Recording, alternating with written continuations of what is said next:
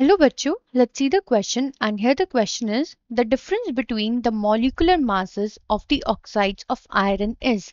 हमसे यहाँ पे पूछा जा रहा है difference between the molecular mass of oxide of iron and हमें यहाँ पे option given है 72, 160, 88 and 60। तो चलिए बच्चों solve करते हैं इस question को and first of all let's see the key concept for this question। Basically यहाँ पे बच्चों हमसे oxides of iron की बात हो रही है। तो बच्चों जो आयरन होता है हमारा, अगर हम सिर्फ बात करें आयरन की, तो जो हमारा आयरन होता है ये दो फॉर्म में प्रेजेंट होता है। एक होता है Fe2+ और एक होता है Fe3+, यानी कि फेरस आयन और एक होता है हमारा फेरिक आयन एंड ये फॉर्म कर रहा है ऑक्साइड। तो बच्चों अगर हम बात करें फेरस ऑक्साइड की, तो जो फेरस ऑक्साइड होता है इसका केमिकल फॉर्मूला होता है हमारा FeO एंड अगर हम बात करें फेरिक ऑक्साइड की, तो जो फेरिक ऑक्साइड होता है इसका केमिकल फॉर्मूला होता है Fe2O3।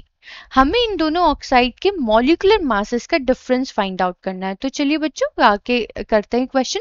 तो यहाँ पे अगर हम बात करें एटॉमिक मास ऑफ आयरन की, तो वो होता है हमारा 56 यूनिट एंड ऑक्सीजन का होता है 16 यूनिट। तो फेरस ऑक्साइड का मास अगर हम कैलकुलेट करने जाएं तो 1 multiply atomic mass of iron, because यहाँ पे आयरन का सिर्फ एक ही एटम प्रेजेंट है, plus 1 multiply atomic mass of oxygen, क्योंकि ये ऑक्सीजन का भी सिर्फ एक ही एटम प्रेजेंट है।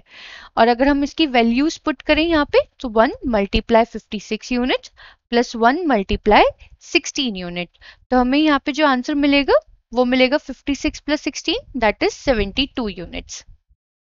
अब हम कैलकुलेट करते हैं मॉलिक्यूलर मास ऑफ Fe2O3। यहाँ पे आयरन के दो एटम्स हैं, तो 2 multiply atomic mass of iron and फिर यहाँ पे ऑक्सीजन के 3 एटम प्रेजेंट हैं, यानी कि 3 multiply atomic mass of oxygen. अब इनके मासेस को इनकी प्लेस पे पुट कर देते हैं, तो ये होगा 2 multiply 56 unit plus 3 multiply 16 unit and जो आंसर मिलेगा वो मिलेगा हमें यहाँ पे 160 यूनिट्स।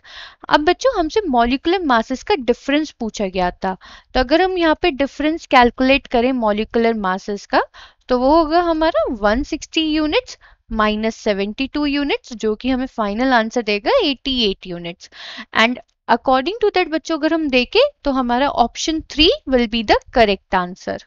आई होप बच्चों आपको क्वेश्चन समझ में आ गया होगा। Thank you.